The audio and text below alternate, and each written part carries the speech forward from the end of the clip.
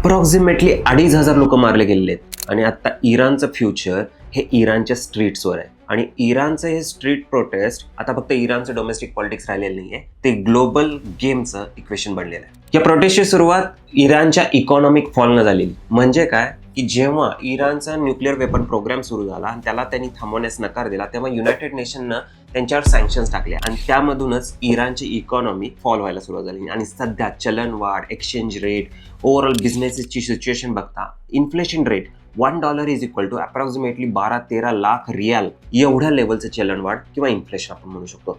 आणि हे प्रोटेस्ट आता फक्त इकॉनॉमिक डिक्लाईनच्या विरोधात राहिलेलं नाही, तर तिथल्या रिजिमच्या विरोधात झालंय जे गेले 45 वर्ष म्हणजे 1979 पासून तिथं एक्झिस्ट करतं, इस्लामिक रिपब्लिक. आणि त्याच्या हेड आहेत आयतोल्ला अली खमेनी.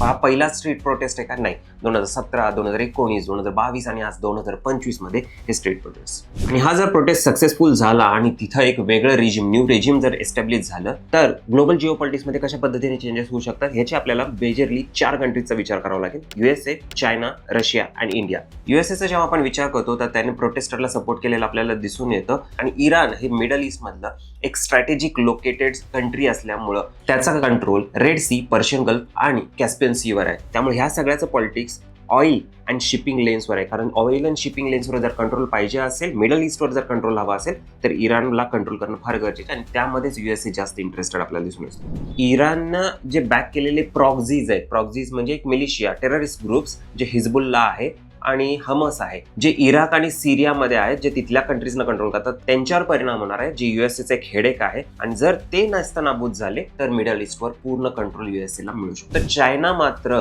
इकॉनॉमिकली एंगेज्ड आहे सध्याच्या रिजिम बरोबर, इराण बरोबर. तर तिथनं ते डिस्काउंटेड म्हणजे कमी पैशाच्या मध्ये ऑइल विकत घेतं आणि त्यामुळं नवीन रिजिम जेव्हा येईल तेव्हा मात्र चायनाला थोड्या डिफिकल्टीज होणार आहे because of the USA presence in that region. पण तरी सुद्धा ते इकॉनॉमिकली परत रिइस्टॅब्लिश होऊ शकतात. त्यामुळे चायना त्यांचे वेज फाइंड आउट करतील. सगळ्यात मेजर जो ब्लो बसेल तो रशियाला, कारण रशियाचं आणि इराणचं जे सध्याचं रिलेशन आहे ते मिलिटरी आणि स्ट्रॅटेजिक कोऑपरेशन्स आहेत. आणि त्यामुळे USAचा जर इथला प्रेझेन्स वाढला तर सगळ्यात मोठा जो धक्का बसणार आहे तो रशियाच्या प्रेझेन्सला बसणार आहे. तर इंडियाच्या point of view Iran specifically energy, rice and chemicals ह्या पॉईंट ऑफ व्ह्यू महत्वाचे आहेत. त्याबरोबरच middle east and west Asia बरोबरची कनेक्टिव्हिटी थ्रू छबार पोर्ट यासाठी खूप महत्वाचं आहे. आणि त्यासाठी जर हे ओल्ड रिजिम जाऊन न्यू रिजिम जरी आलं तरी सुद्धा मोर स्टेबल इराण क्रिएट होऊ शकतो बिकॉज ऑफ द USA. आणि त्यामध्ये इंडियाचे इकॉनॉमिक टाईज आणखी स्ट्रेंथन होऊ शकतात. पण सध्याचे युनायटेड स्टेट्स ऑफ अमेरिका बद्दलचे आपले रिलेशन आणि थोडे बिघडत चाललेले रिलेशन पाहता ते एक आपल्यासाठी वेट अँड वॉच पॉलिसीज राहणार आहे.